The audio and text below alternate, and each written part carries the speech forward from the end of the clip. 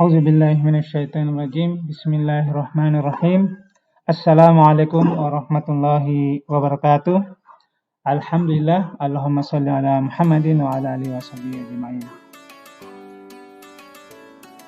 Pada pertemuan yang berbahagia ini, pada kesempatan ini kita akan menyampaikan tentang ayat-ayat Al-Quran tentang ilmu pertanian. Mantap.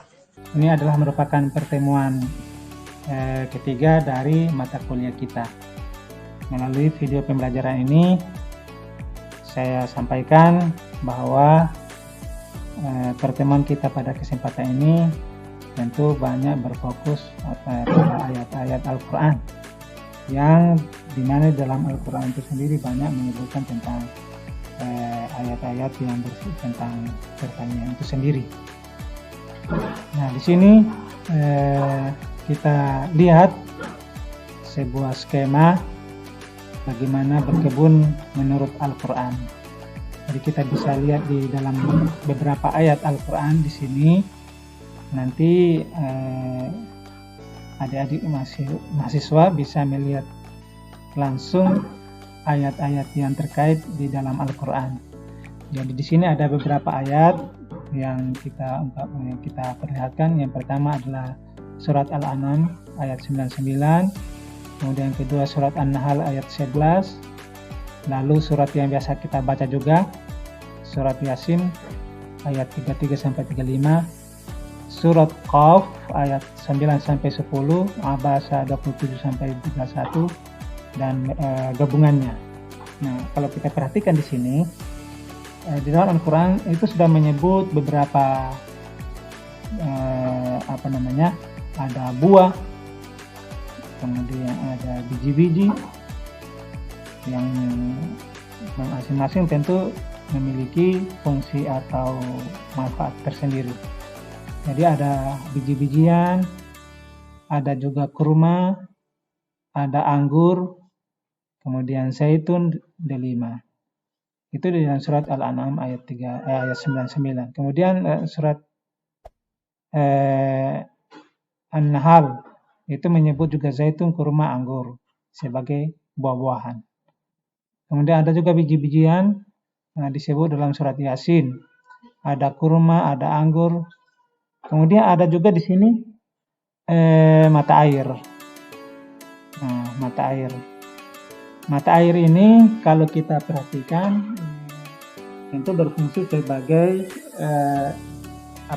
untuk menyirami atau untuk mengairi tanaman-tanaman atau sawah-sawah dan seterusnya. Kemudian ada juga di surat Qaf tentang biji-bijian juga, kurma, abasa, biji-bijian, anggur yang juga merupakan sumber protein, zaitun, kurma. Ada juga disebut semak, ada buah-buahan. Nah, jadi di sini kalau kita perhatikan di dalam Al-Quran itu sudah menyebut tentang tanaman-tanaman, tentang air. Yang itu semua adalah merupakan sesuatu yang erat dengan pertanian. Lanjut. Nah, sekarang kita lihat dalam surat Al-Baqarah. Surat Al-Baqarah ini ayat 265. Tentang kaitan antara kebun kemudian dengan zakat. Allah Subhanahu wa taala berfirman, "Wa matsalul ladzina yunfiquna amwalahum ibtigha'a mardatillah wa tathbitan min anfusihim kamatsali jannatin birbatin asabaha wabilun fa'atat ukulaha di'fain fa'ilam yusibuha wabil wallahu bima ta'maluna basir." Artinya, dan perumpamaan orang-orang yang membelanjakan hartanya karena mencari keridhaan Allah dan untuk keteguhan jiwa mereka, seperti sebuah kebun yang terletak di dataran tinggi yang disiram oleh hujan lebat. Maka kebun itu menghasilkan buahnya 2 kali lipat. Jika hujan lebat tidak menyiraminya, maka hujan gerimis pun memadai. Dan Allah Maha melihat apa yang kamu perbuat. Jadi kita adik-adik mahasiswa ini bila perlu usahakan untuk menghafal beberapa ayat. Mungkin salah satunya ayat ini.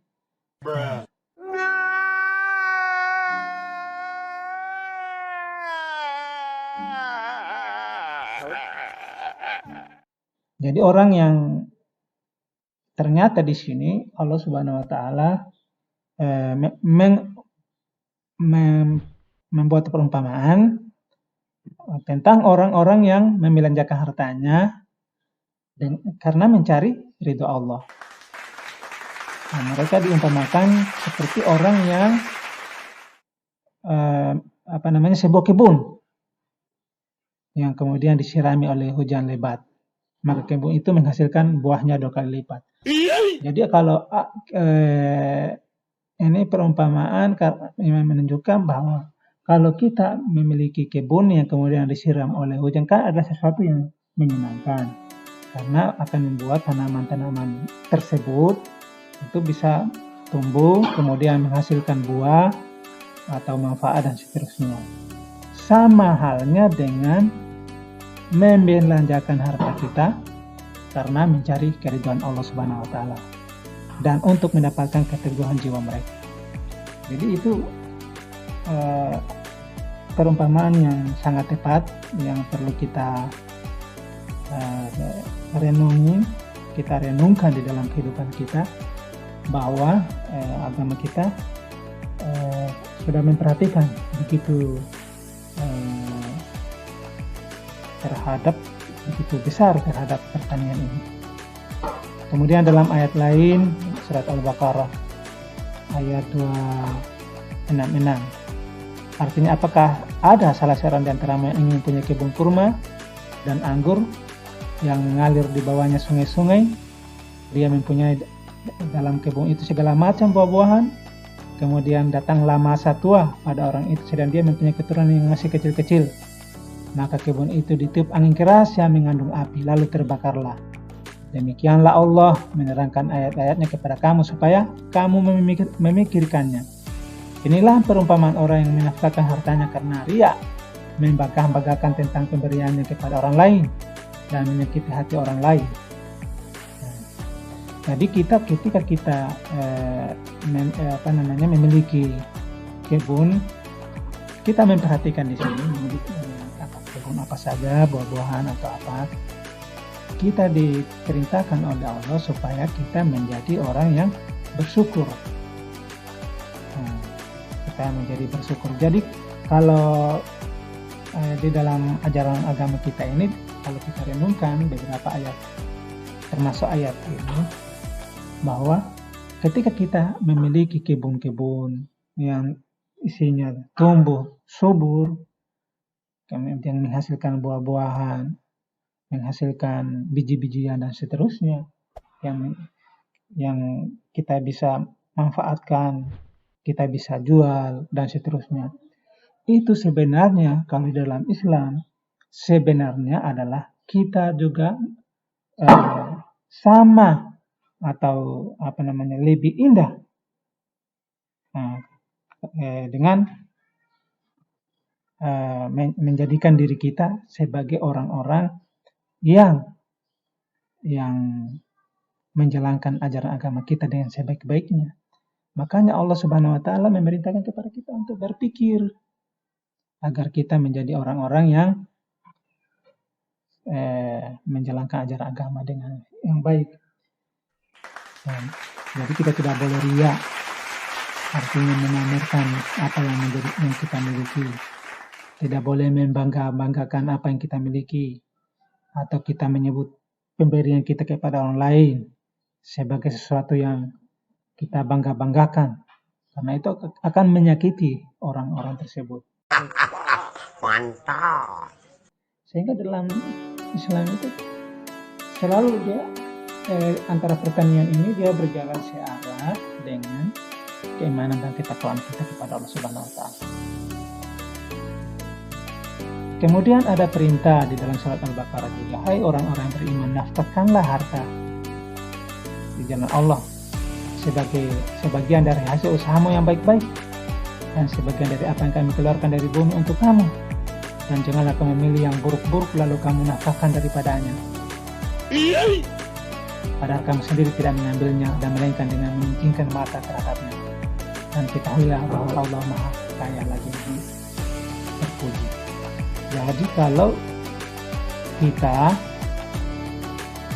memiliki usaha kita, kemudian usaha itu kan misalnya dihasilkan dari alam dengan kemampuan yang kita miliki, artinya alam yang disediakan oleh Allah Subhanahu wa Ta'ala itu kan sebenarnya merupakan karunia Allah dan bukan milik kita hanya minjam. Jadi di dunia ini tidak ada yang menjadi milik kita karena kita sendiri juga milik. Dengan yang kita miliki, diri kita saja itu adalah miliknya Allah Subhanahu wa Ta'ala. Maka sebagian dari apa yang kita peroleh dari yang dikeluarkan oleh Allah dari muka bumi ini untuk kita belanjakan untuk berbuat baik kepada orang lain. Kemudian kita belanjakan untuk kepentingan agama. Jadi ini beberapa ayat yang saya kira ini penting. Bagaimana kita supaya menjadi orang-orang yang memahami bahwa segala apa yang ada di bumi ini adalah merupakan ciptaan Allah. Kemudian bagaimana kita menjadi orang yang berpikir bahwa semuanya ini tidak akan ada, yang ada kan tidak akan terjadi dengan sendirinya kecuali dengan izin dan ketentuan Allah Subhanahu wa Ta'ala. Jadi ini beberapa ayat. Ada juga surat tentang dalam surat Al-Mu'minun tentang masalah hujan. Kemudian surat-surat yang lain yang saya kira kita bisa kita baca. Demikian apa yang saya sampaikan. Terima kasih atas perhatiannya dan saya ingin sampaikan bahwa tolong kita membaca lagi beberapa ayat yang saya sebutkan tadi karena boleh jadi ini akan menjadi salah satu bahan kita juga apakah pada ujian tengah semester ataupun ujian akhir semester sebagai salah satu bekal bahwa kita telah belajar mata kuliah Islam dan ilmu pertanian. Terima kasih atas perhatiannya. Wassalamualaikum warahmatullahi wabarakatuh.